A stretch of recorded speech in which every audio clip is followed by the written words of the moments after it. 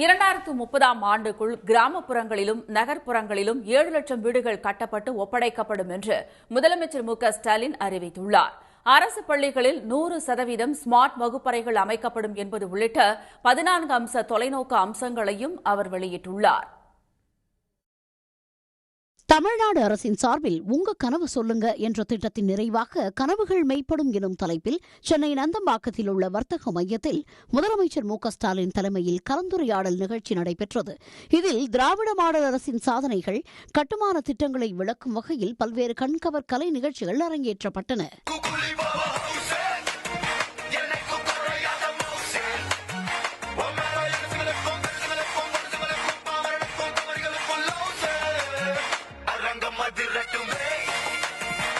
நிகழ்ச்சியில் பேசிய முதலமைச்சர் மு.க.ஸ்டாலின், சூழ்நிலைகள் எதிராக இருந்தாலும் அதை தன்வசப்படுத்தி வெல்வதுதான் தன்னுடைய ஸ்டைல் என்றும், தங்களுடைய சாதனைகளின் அடுத்த கட்டமாக திராவிட மாடல் 2.0 ஆட்சி அமையும் என்றும் கூறினார். உழைக்கும் வரை உதிக்கும் ஞாயிறுன்னு முத்தமிழறிஞர் கலைஞர் சொல்வார். நான் தினந்தோறும் உழைக்கிறேன், உழைச்சுக்கிட்டே இருக்கிறேன், தமிழ்நாட்டு மக்களுக்காக தொடர்ந்து உழைப்பேன். இது மட்டும்தான் என்னுடைய சீக்ரெட் ஆஃப் சக்சஸ்.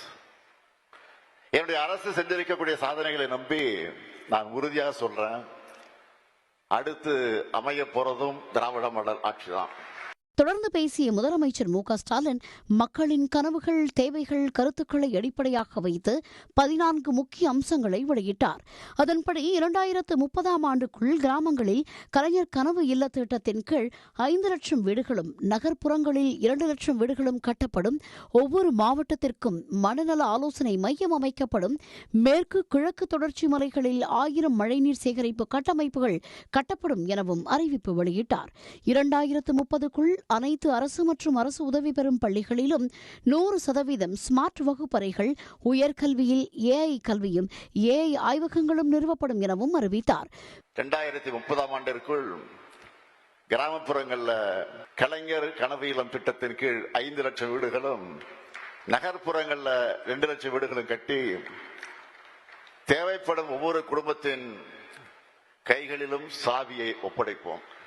2வது துறை மருத்துவம் மற்றும் மக்கள் நல்வாழ்வுத்துறை. நலமுடன் தமிழ்நாடு 2030 தேவைப்படும் அனைவருக்கும் போதிய மருத்துவ காப்பீடு கிடைக்க உரிய நடவடிக்கை எடுக்கப்படும். மாவட்டந்தோறும் நவீன தொழில் பூங்கா, ஒரு சிறப்பு தொழில் தொகுப்பு, பொது வசதி மையம் ஆகியவை அமைக்கப்படும். மின்னணுவியல் துறையில மதிப்பு கூட்டல் 5 மடங்காக அதிகரிக்கப்படும். வேளாண் துறையில் சாகுபடி பரப்பளவு 50 லட்சம் ஹெக்டேராக உயர்த்தப்படும். மேலும் சிறுபான்மையினர் கடன் பெறும் முறைகள் எளிமையாக்கப்படும் என்றும், கிராமங்களை பொருளாதார வளர்ச்சி மையங்களாக மாற்றும் வகையில் உத்தமர் காந்தி மாதிரி கிராமங்கள் திட்டம் முதற்கட்டமாக 10 ஊராட்சிகளில் உடனே தொடங்கப்படுவதாகவும் கூறினார்.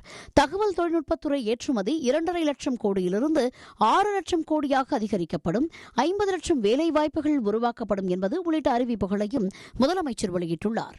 உடனுக்குடன் செய்திகளை தெரிந்து கொள்ள சன் நியூஸ் பெல் ஐகானை கிளிக் பண்ணுங்க.